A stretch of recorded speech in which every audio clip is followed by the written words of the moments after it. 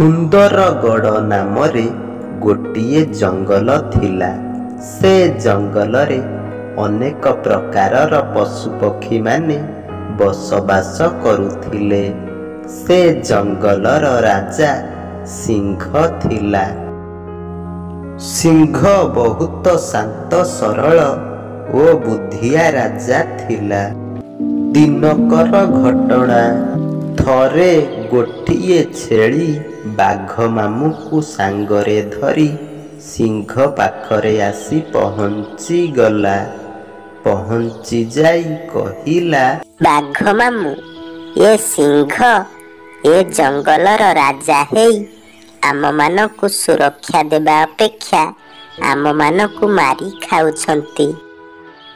ଛେଳିଟିର ମୁହଁରୁ ଏଭଳି କଥା ଶୁଣି ସିଂହ କହିଲା, ମିଛ, ସବୁ ମିଛ କହୁଛି ଏ ଛେଳି। ମୁଁ ଏ ଜଙ୍ଗଲରେ ପଶୁ ପକ୍ଷୀ ମାରିବା ତ ଦୂରର କଥା, କେବେ ସେ କଥା ମୁଁ କେବେ ଚିନ୍ତା ବି କରିନି। ସିଂହର କଥା ଶୁଣି ବାଘ ମାମୁଁ କହିଲା, ମିଛ, ସବୁ କଥା ମିଛ କହୁଛ ତମେ ସିଂହ। ତମେ ତା ସାଙ୍ଗ ଠେକୁଆକୁ ମାରି ଖାଇନ? ତୁମେ ଠେକୁଆକୁ ମାରି ଖାଉଥିବାର କାଉ ଓ ପାରା 2 ଜଣ ଦେଖିଛନ୍ତି। ବୁଝିଲ, ବେଶୀ ମିଛ କୁହନି। ଏବେ ବି ସମୟ ଅଛି ରାଜା ସିଂହ, ତମେ ତମ ନିଜକୁ ସୁଧାରି ନିହ, ନହେଲେ ଆମେମାନେ ତୁମକୁ ଏ ଜଙ୍ଗଲରୁ ତଡ଼ିବାକୁ ବି ପଛେଇବୁନି। ବୁଝିଲ? ଏହା କହି ବାଘ ଓ ଛେଳି ସେଠୁ ଚାଲିଗଲେ। ଏମିତି କିଛି ଦିନ ବିତିଗଲା। ଥରେ ଜଙ୍ଗଲରେ ଥିବା ସମସ୍ତ ପଶୁପକ୍ଷୀମାନେ ସିଂହକୁ ନ ଜଣେଇ ଗୋଟିଏ ଗୁପ୍ତ ସଭା ବସାଇଲେ। ପାରା କହିଲା, ଏ ସିଂହର ଉତ୍ପାତ ଦିନକୁ ଦିନ ବଢ଼ିବାରେ ଲାଗିଛି। କାଲି ଏ ସିଂହ ମୋ ଘରେ ଥିବା ମୋର 2ଟି ଛୁଆଙ୍କୁ ମାରି ଖାଇଛି। ଯଦି ଏମିତି ସମସ୍ତଙ୍କୁ ମାରି ଖାଇବ, ତାହେଲେ ଏ ଜଙ୍ଗଲରେ ପଶୁପକ୍ଷୀମାନେ ଲୋପ ପାଇଯିବେ। ପାରାର କଥା ଶୁଣି ହରିଣ କହିଲା, ଖାଲି କ'ଣ ତୋ ଛୁଆଙ୍କୁ ମାରି ଖାଇଛି? ମୋ ଛୁଆଙ୍କୁ ବା ସେ ମାରି ଖାଇଛି? ଏମିତି ସମସ୍ତେ ସମସ୍ତଙ୍କ କଥା କହିଲେ। ସମସ୍ତଙ୍କ ମୁହଁରୁ କଥା ଶୁଣି ବାଘ ମାମୁଁ କହିଲା, ନା ନା, ଆଉ ଏ ସିଂହର ଉତ୍ପାତକୁ ସହ୍ୟ କରି ହେଉନି। ଆମେମାନେ ଗୋଟେ କାମ କରିବା, ଯେମିତି ବି ହେଉ ଏ ସିଂହକୁ ଆମ ଜଙ୍ଗଲରୁ ତଡ଼ିବା। ବାଘ ମାମୁଁର ମୁହଁରୁ ଏଭଳି କଥା ଶୁଣି ବିଲୁଆ ନନା କହିଲା, ଏଇଟା କେମିତି ସମ୍ଭବ?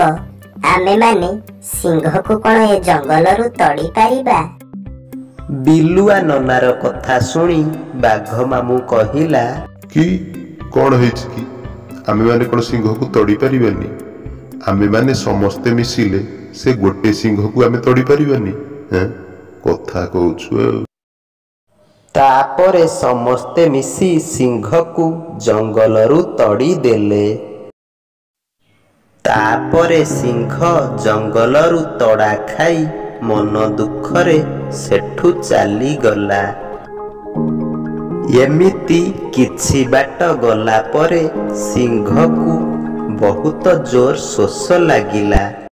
ପାଣି ପିଇବା ପାଇଁ ସିଂହ ପାଖରେ ଥିବା ଗୋଟିଏ କୂଅ ପାଖକୁ ଗଲା। କୂଅର ଭିତରକୁ ଚାହିଁ ଦେଖିଲା ବେଳକୁ ସେ କୂଅ ଭିତରେ ଗୋଟିଏ କୁକୁର ପଡ଼ିଛି। କୁକୁରକୁ ପଡ଼ିଥିବାର ଦେଖି ସିଂହ କହିଲା, ଆରେ, ଏ କୁକୁର ତ ବଞ୍ଚିଛି। ମତେ ଏ କୁକୁରକୁ ଯେମିତି ବି ହଉ ବଞ୍ଚେଇବାକୁ ପଡ଼ିବ। କେମିତି ବଞ୍ଚେଇବି? କ'ଣ କରିବି? ରସି ଗୋଟା ଦରକାର। ତାପରେ ସିଂହ ଏଣେ ତେଣେ ଚାହିଁ ଦେଖିଲା ବେଳକୁ ଗୋଟିଏ ଗଛ ପାଖରେ ରସି ପଡ଼ିଛି। ସିଂହ ସଙ୍ଗେ ସଙ୍ଗେ ସେ ରସିଟିକୁ ଆଣି କୂଅ ଭିତରକୁ ପକାଇଲା। ତାପରେ ଧୀରେ ଧୀରେ କୂଅ ଭିତରୁ କୁକୁରକୁ ରସି ସାହାଯ୍ୟରେ ବାହାରକୁ ଆଣିଲା। କୁକୁରକୁ କୂଅରୁ ବାହାରକୁ ଆଣି ସାରି ସିଂହ କହିଲା, ତମେ ଏ କୂଅ ଭିତରେ କେମିତି ପଡିଲ? ଏତେ ବଡ କୂଅଟା ତମେ ଦେଖିପାରିଲନି ପଡିଗଲ? ଆଜି ଯଦି ମୁଁ ନଥାନ୍ତି ତମେ ତ ଏ କୂଅ ଭିତରେ ପଡି ମରିଥାନ୍ତ। ସିଂହର କଥା ଶୁଣି କୁକୁର କହିଲା, କାଲି ମୁଁ ମୋ ଛୁଆଙ୍କ ପାଇଁ ଖାଇବା ନେବା ପାଇଁ ଆସିଥିଲି। ଖାଇବା ନେଇ ଯାଉ ଯାଉ ହଠାତ୍ ବାଟବଣା ହୋଇଗଲି। ଏମିତି ବାଟବଣା ହେଉ ହେଉ ରାତି ହୋଇଗଲା। ତାପରେ ଜଙ୍ଗଲରେ ଏମିତି ଯାଉ ଯାଉ କୂଅ ଭିତରେ ପଡ଼ିଗଲି ଆଉ କ'ଣ। ହେଲେ ତମେ ତ ଗୋଟେ ଜଙ୍ଗଲର ରାଜା ଭଳି ଲାଗୁଛ। କ'ଣ ହେଇଛି କି ତମର? ତମେ କ'ଣ ଏମିତି ମନ ଦୁଃଖରେ ଥିଲା ଭଳି ଲାଗୁଛ?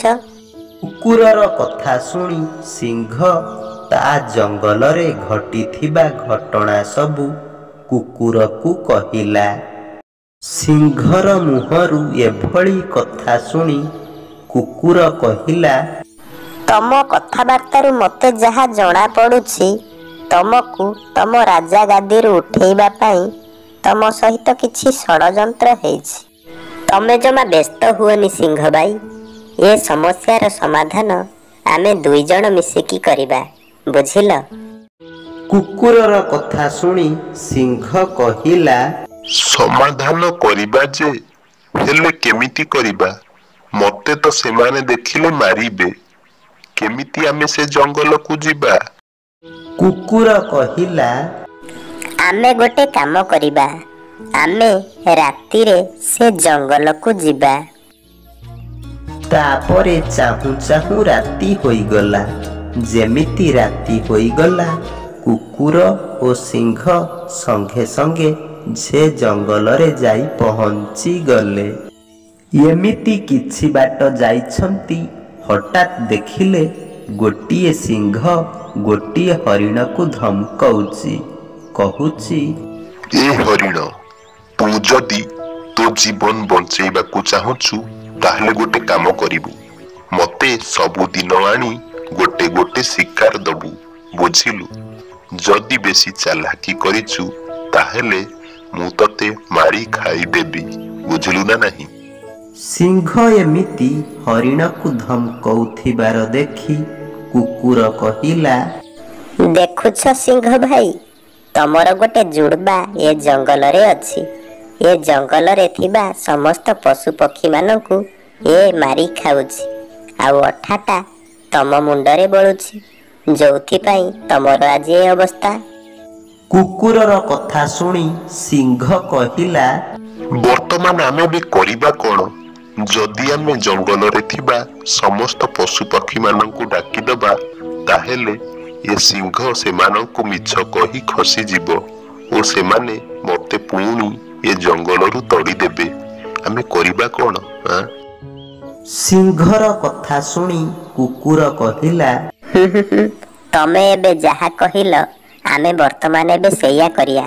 ତମେ ଗୋଟେ କାମ କର, ତମେ ଏ ଗଛ ମୂଳେ ଛକିଥାଅ। ମୁଁ ସଙ୍ଗେ ସଙ୍ଗେ ଯାଇ ଏ ଜଙ୍ଗଲରେ ଥିବା ସମସ୍ତ ପଶୁପକ୍ଷୀମାନଙ୍କୁ ଡାକି ଦଉଛି ଓ ଏ ସିଂହକୁ ରେଡ୍ ହ୍ୟାଣ୍ଡରେ ଧରୁଛି। ତାପରେ ତମେ ବାହାରିବ, ବୁଝିଲ? ତାପରେ କୁକୁର ଜଙ୍ଗଲରେ ଥିବା ସମସ୍ତ ପଶୁପକ୍ଷୀମାନଙ୍କୁ ଡାକି ଆଣି ସେଠି ପହଞ୍ଚିଗଲା। ତାପରେ ପଶୁପକ୍ଷୀମାନେ ସିଂହର ଅସଲ ରୂପ ଦେଖିଲେ।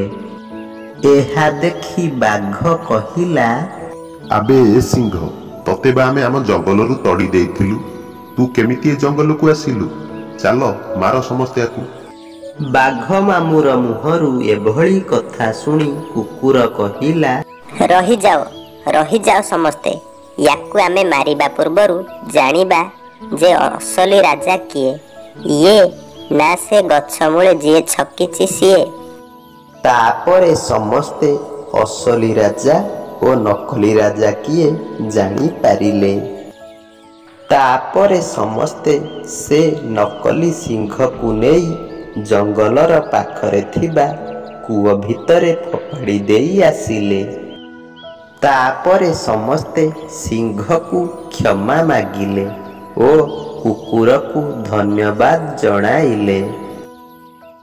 ସାଙ୍ଗମାନେ, ଯଦି ଏ ଭିଡ଼ିଓଟି ଆପଣମାନଙ୍କୁ ଭଲ ଲାଗିଥାଏ ए वीडियो को गोटे लाइक करिवे ओ ये वीडियो को आपण मानक सांग मानक सहित बहुत मात्रा रे शेयर करिवे आउ हाँ कमेंट माध्यम रे जणैबे ए वीडियोटी आपण मानकु केमिति लागिला आउ हाँ ये चैनल रे जो माने नुआ अछंती ये चैनल को एबे ही सब्सक्राइब करी पाखरे थिबा बेल आइकन को टिपी ऑल सिलेक्ट करबा को जमा भी भूलिबे नहीं। तो रहुछि देखा हेबा आउ एक नुआ कहानी सहित एथि समय विदाय दियंतु। धन्यवाद।